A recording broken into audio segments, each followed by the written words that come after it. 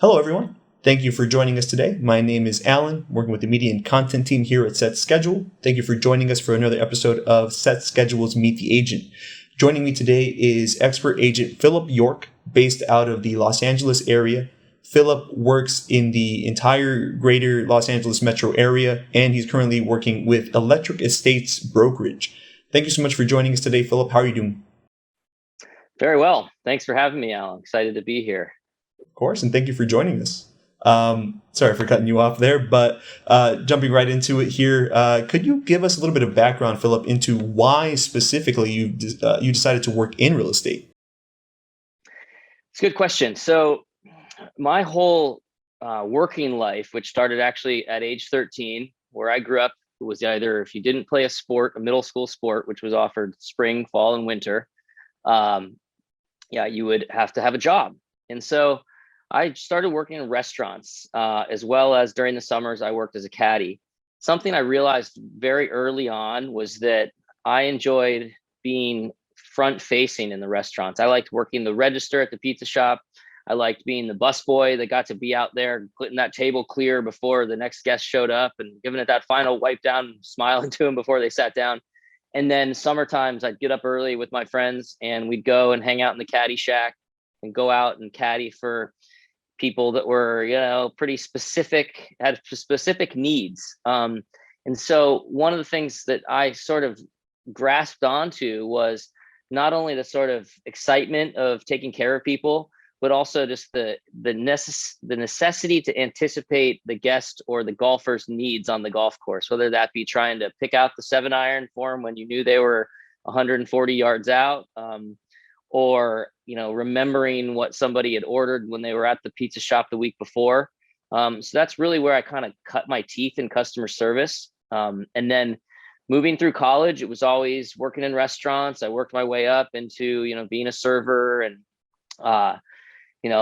finer dining type places where you needed more knowledge and more kind of skills in dealing with people and greater guest expectation. And then that really carried me through. After college, I moved out to Los Angeles in 2005, and my brother and my sister-in-law were both in TV and film, and it urged me to get into that world. And I was just kind of having too much of a good time coming to LA at age 25 and working in restaurants and making great money and getting to know people and being a part of what sort of felt like a little subculture of people and friends. And so I did that for a good while. And it really paid off. I went into management and worked for Wolfgang Puck, worked for Thomas Keller, and it was a really great experience. And then came a time in my life where I realized that I wasn't going to be best off working from 5 o'clock till midnight every week, 5 days a week. And I would want something that would kind of be a little more flexible, but where I could also apply all of these skills that I've been acquiring over the years.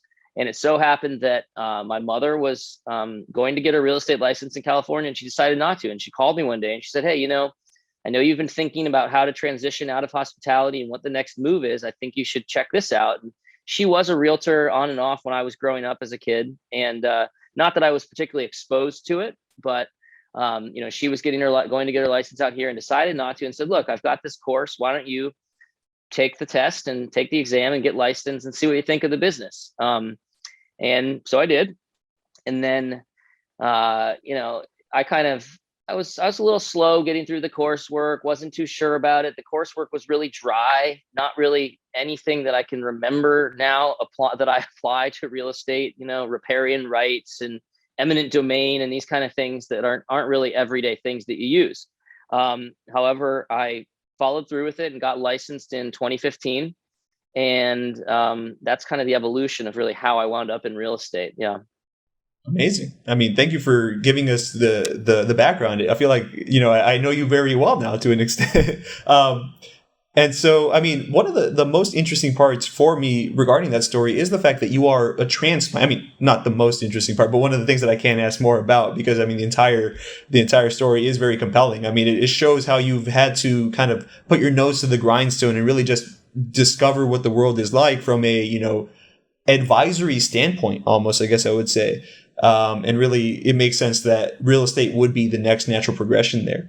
But going back to the question that I did want to ask you, as a transplant coming into California specifically, how is that to manage and cultivate a book of business, especially if it feels like you might not be able to take advantage of that lifelong sphere of influence that a lot of other people who become agents usually have. Yeah, absolutely. And that's something that, when people come up to me and they say, "Hey, I'm thinking about getting into real estate," I'm always like, "Well, did you grow up in LA? Did you go to a prominent prep school or someplace, or do you know a lot of people that are, successful already in their careers if you're 25 or if you're 35? Because you definitely want those kind of people around you if you're going to rely on your sphere." Um, I, spent my first 2 years in real estate working the desk of an agent that was very inherited her business from her mother. She was called the queen of that area, a prestigious neighborhood here in the middle of LA. And when I was working for her, not only was it kind of a fly by the seat of my pants thing, because not only am I a transplant, I mean, I knew the neighborhoods pretty well, but I didn't know the blocks as well as she did. There was a day I was driving around on First and I was on South First and I needed to be on North First and like a few blocks up, and I couldn't find the house. And eventually I made it there on time and met her. But getting back to that, I think that, I've read a lot of stories and there's a lot of different ways that you can go about developing a niche and carving out business in a city where you're not from.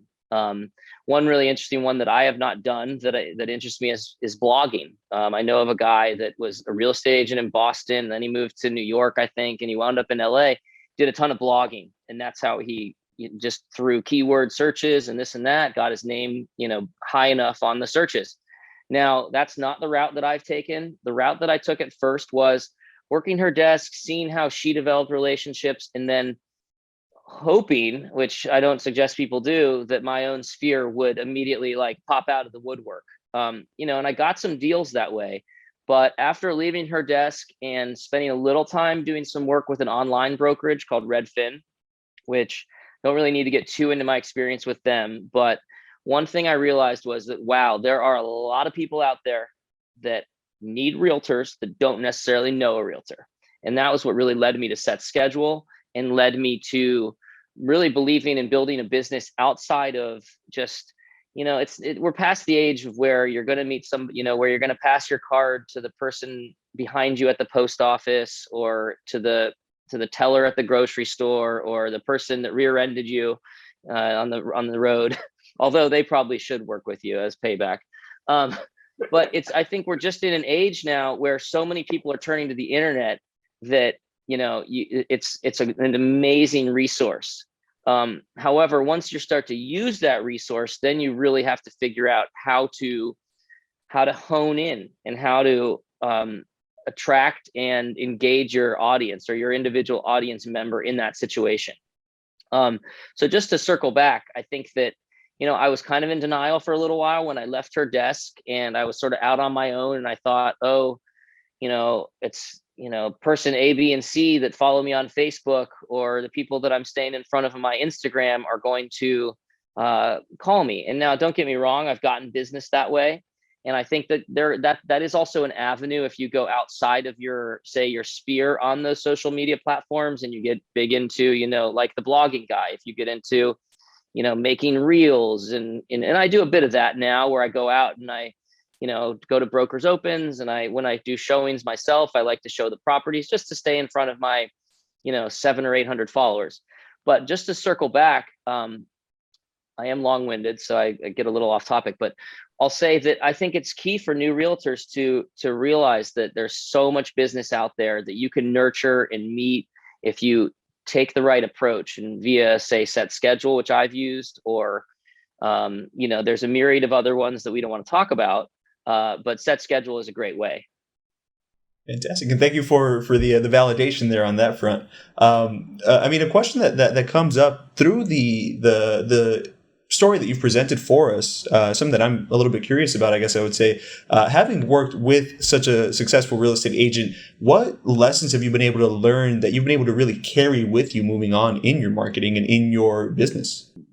I think the primary lesson was that, I went into it knowing that it's a business of relationships, right? And as is hospitality, you take care of somebody for an hour and a half, 2 hours. You might remember what they had to eat the night before or the week before, and They might have had a bad experience before. They've never, there's all these dynamics, but it's kind of a shorter term relationship while it may recur. So as I was working for this agent, one thing I noticed was that, yes, she could talk the game and she knew so much about the neighborhood, but it wasn't just that. At the end of her showings, there were times when I would stand there and just be like, and she was talking to the buyer, this typically a buyer on a showing, and she would go into so much more than just the neighborhood climate of the market or real estate related things. She really got to know the people, and oftentimes they were people from her sphere. So she had a step, a step advantage in the sense that, oh, her daughter, was in school with their child, or they had, similar workout groups or something like that. But what I took from that was that it's really, since this is such a huge purchase that people are making, it's not just about providing the information on the property or the neighborhood or all these real estate related things. It really is about getting to know them as a person and them getting to know you as well, so that you can really service them the best. Because the more, whether it be, I have a grandparent that lives in Texas that I anticipate moving, well, then maybe you want to have a property that's got a big lot where you can build an ADU or a garage to convert. And people aren't always going to tell you everything they need. So I think it comes down to, like I said, the way she would just engage for extensive amount of time. I would be sitting there like, are we going to go here soon? Or I'd say, I'll see you later. I'm going to go back to the office and get back in front of the computer for these, to work on the disclosures for your other deal. But it's something that I really realized that I have in me to begin, but I wasn't necessarily aware I would need to apply. And it actually has made the business more pleasurable for me. So for instance, if I take a call on, an internet lead and I'm on the phone and I hear a dog barking, well then, it's like, oh, you have dogs. Cool. I have two, and it's just the more we kind of humanize ourselves in a business like this, I think the more success you have, rather than being, just kind of cut and dry. What are you looking for? What's your time frame? And asking questions and listening are the two keys, I think, especially when meeting somebody over the phone. And then of course, in person, there's body language, there's, voice inflection, all these sort of things that come down to it. But learning from that top agent really was the, like, not being in a rush, just like, what are you doing next weekend? And not necessarily scheduling a round of golf with them, but finding out if they play golf or what their hobbies are. So that really, like, personalizing your business and your interactions is something I learned that's key. Absolutely. Yeah. And I mean, it sounds like also pulling from those prior experiences, knowing and remembering the regulars at the pizza shop, or knowing specifically what the go-to club is at the when you were as a caddy at the driving range. So thank you so much for being able to share that information. Now, something else that you mentioned that I find incredibly interesting. Could you share with me a little bit what your mindset is and your outlook is when you're jumping into making your cold calls, or rather your internet lead working? How do you make sure that you get into the right frame of mind for that? Well, and now since the pandemic, I'm working from home more. So I am one of these type of people that is working from home. I admit, and I've already just given in to the fact that it's a multitasking world of distraction, where I like to keep up on, Sports Center, so I know what's going on for my fantasy football team, but I also like to, I got to get some dishes out of the dishwasher. I've got my earpiece in, so I'm ready to mute the TV. And it's always like, I'm the type to just take a deep breath, and I have kind of my script that's sort of built into my mind for when I'm speaking to people. And really what I'm trying to accomplish on that call is to let them get to know a little bit about me, get some vital information about them. In particular, are you willing to text? Do you check email? What's your time? What's your timeline? How long have you been looking?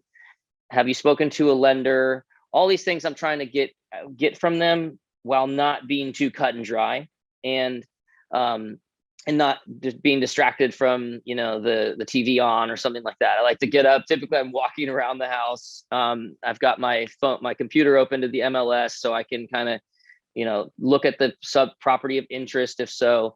And then I really try to make that my quote unquote buyer's interview, because 99% of the time it's buyers that are, out on the internet looking. Typically, I find that sellers, if they are putting their information in, they're just trying to get property valuation, and they may know a realtor, and they're not really, it's really, when you're a new realtor, you got to plant the seeds in the sense of nurturing the buyers, finding them homes, and then staying with them so that they use you to sell their home, and then they're using you to buy a home, and then your business is just taken off. But getting back to it, I try to use that phone call as kind of a buyer's interview, so that after that call, I can immediately text them my contact card. I text them, if they're interested, our preferred lender's information.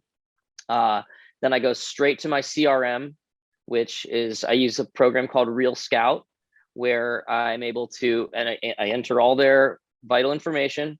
I set up a search. It sends them all the properties within the criteria that we spoke of.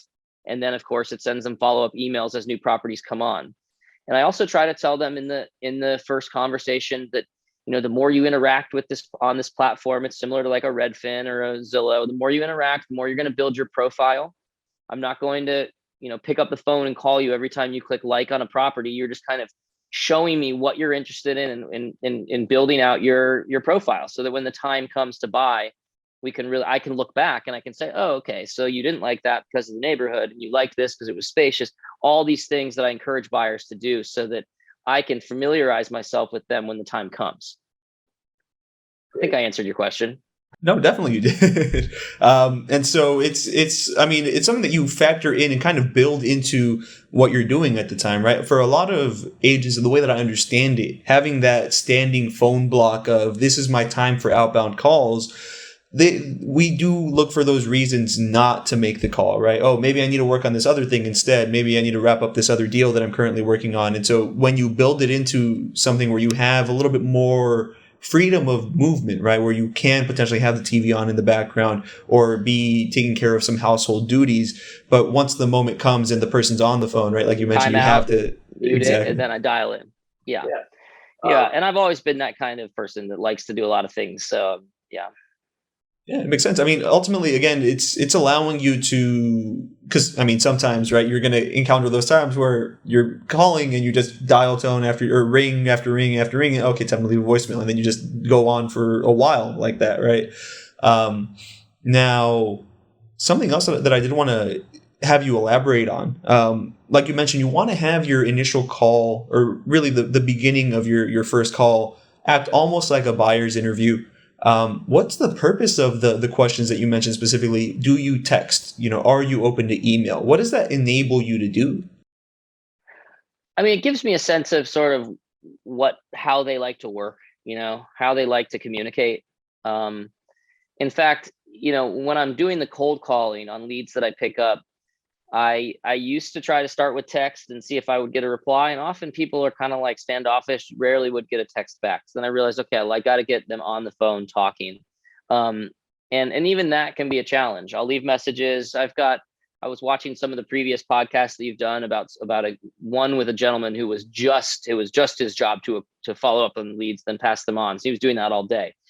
I try to avoid more than 3 voicemails. I feel like at a certain point, I know that the internet is a place where if I go on and I, enter my details for a plumber, I may get a call from 6 different plumbers, and I get a little frustrated. So I don't want to like over inundate people with voicemails and calls. Oftentimes I'll call somebody and they'll say, oh, I've got a call from 4 other people and I'm just wanting to know the cost of this property. Okay, fair enough. And I don't put those people on searches. I'm a true believer that there's enough people out there online that are looking, even in a tough market like this in LA, where it's very seller oriented, and a lot of buyers right now are just kind of, unless they're moving here or they've got twins on the way, or just specific reasons they need to buy, it's really a tough market right now. So that said, I'm more of, maybe I'm segueing, but I'm more gentle with people in terms that I'm not the type of realtor that will get on the phone and tell you 9 reasons why now is the time to buy. And of course I do have clients that wish they had bought 3 years ago, and it wasn't up to me to tell them now's the time to buy. I always tell buyers, which may be counterintuitive and I could be different from every other realtor. I always say the time to buy is when you're ready. Now, of course, interest rates should factor in, and the property values should, and the whether you can afford. There's a lot of factors at hand. So getting back to why I try to communicate about, or I try to take a temperature on how they want to communicate, what their timeline is. Try to find out what their motivation is. I often ask, are you currently leasing? I do like to inform buyers about, the fact that there's a lot of different Freddie Mac, Fannie Mae, FHA type programs that they can, educate themselves with with like our preferred lender. And that can sometimes help them, maybe motivate them to go sooner. But all in all, it's questions and then listening and taking notes so that I'm able to, that's key, is that I always have a notepad right there. So I'm just scratching notes, 2-bedroom minimum, this square footage. Okay. Lot size, a lot of factors, because I don't want to over inundate. I never want to send anybody more than about 20 listings, 25 max. Otherwise it's just too much and they just kind of like push it aside, or, you know. Yeah, no, exactly. And I mean, it sounds like also with the questions that you ask, and with, like you mentioned, your response when people say, is now the time to buy? The time to buy is when you're ready. It's about making the process and the whole transaction pipeline seem attainable, seem realistically, because a lot of different agents, especially when you're getting on the phone, and if you start dropping the lingo and really talking about the meat and potatoes of what real estate actually is, you're speaking a different language. At that point, they're not following you, they're not excited to be on the phone with you, and there's not really anything that they're getting on that side. It's just more, I'm showing what I have information wise. But if you inundate, right, it's like trying to drink out of a fire hose to an extent. Right. Yeah. And it's the same in the restaurant industry. You don't walk up to the table and say, sorry, the steak is 86. You have to go to the table and say, I'm afraid we've ran out of the steak this evening. So I try to keep lingo to a very minimum, definitely. Exactly. So Yeah. Another question that I have here for you is, ultimately, what do you see your future in real estate leading you to? Well, I ultimately want to probably work more on the listing side. I think that, especially, no matter what market you're in, as a listing agent, there's always been the analogy that you're a store holder and a store owner, and you can open your doors to your store and you have a whole bunch of products inside. And then of course the people come in, the buyers, and you can meet new buyers, and they hold listing agent, I think, in real estate, especially where dual agency is allowed in California. And even without that, we'll always hold the upper hand. Now, do I think that the buyer's agent is where you cut your teeth and where you learn the best? Absolutely. And it makes sense that listing agents are typically more seasoned agents, where they've gone through the process and, seen everything, from tankless water heaters to aged old water heaters to recognizing a faulty one, all these. And of course, we're not home inspectors, but you just get more and more savvy. So, I'd like to say my 5-year plan is that I'll mainly be taking listings, and I'd like to probably, eventually bring someone under my wing that that can work open houses with me the way I do open houses with my colleague that does primarily listings, and have them work with the buyers and have him be able to lean on me, because I have a colleague who is the broker of record where I work. I'm with a pretty small boutique brokerage. And I lean on him. I've gotten great listing appointments where I've said, hey, come with me, and boy, was I glad he was there, because there's a lot of people out there that have, I'm 5 years in the business, but there's homeowners that have bought and sold homes 3 or 4 times, and they're maybe twice my age. And so having somebody that really has deep knowledge, that's where you get the listings from and build the trust, and it is a business of trust. So that said, my 5-year plan would be to primarily be working on listing properties, and and still work on the buy side, because of course the buyers that I'm working with now, I hope to be helping them sell and buy a new house, and make those steps up in their home, process. Fantastic. And thank you so much for sharing that background. And I guess we are getting a little bit close to the end of our time here, but I did want to pick your brain a little bit, especially since you are more Los Angeles local agent. I mean, could you share a little bit the trends that you've been experiencing or observing, the markets that are a little bit hotter currently, more elaborating on that in your market? Yeah, for sure. So before I got into real estate about 10, 12 years ago, it was definitely, Silver Lake and Echo Park and downtown and all that kind of that region was all very hot and it was there wasn't a ton of commercial stuff going in, but it was just hot without it.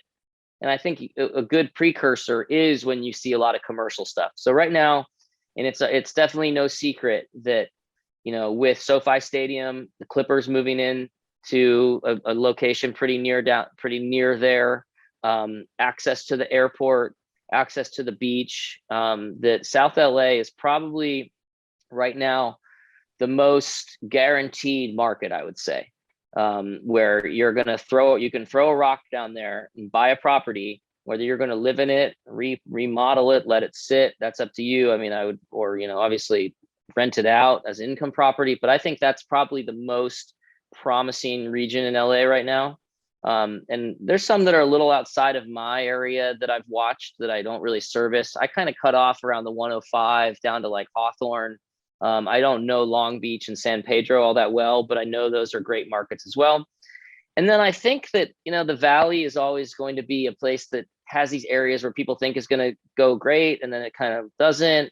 But I keep my eye on Van Nuys and North Hollywood still. And there's been a lot of commercial development there, new restaurants and things. And, there's certain keywords that I don't like to throw in, but I would say up and coming is certainly politically correct to say. And I think that, that South Los Angeles area with stadiums and restaurants and commerce, and there's a new Crenshaw line that's going down Crenshaw Boulevard that'll connect to get to the airport. So more and more LA is trying to become less of a car reliant city. So for people, I see young professionals wanting to move along this yellow line. That's the Expo line that'll take you downtown or to Santa Monica. Because who wants to spend, 40 minutes in their car when they could maybe be riding 25 on a train reading a book? So that said, I mean, I do focus a lot in South LA. We do some of our ad spend in that area. So I work with leads down there through my colleague and our company. And I'm at an advantage because I live right in the middle of Los Angeles in mid city. So that when I say I service the whole metropolitan area, I really can get pretty much anywhere within about 25 miles, traffic included, in about 30 to 45 minutes. Now, I'm just hoping the price of gas can kind of creep down a little bit. But that aside, I go where my buyers take me. Now, if you want to buy a house in Palm Springs, you're probably going to have to be in my sphere and be my friend. And we're going to have to go to Palm Springs and, have dinner and maybe stay a night and go sit by the pool for the next afternoon. But I just to not digress too far, South LA is where it's at. Fantastic. Great. And thank you so much for joining us today, Phillip. Do you have any last closing remarks here before we do wrap up? No, I mean, I'm excited to work with any buyer that sees this and wants to get together over the phone, in person, over Zoom, and talk about their real estate goals, their timeline, and their dreams of home ownership. Because while LA is a very high priced market, it is within your capabilities, and hopefully we see more and more opportunity for the 5% downs and the 10% downs. And where there's a will, there's a way. So give me a call and I can help you make your dreams come true. Fantastic. And thanks again, Phillip, for joining us today. For our viewers and listeners, don't forget to like, subscribe, and share our content on YouTube and our other various social medias. And we look forward to seeing you on the next one. Thanks again.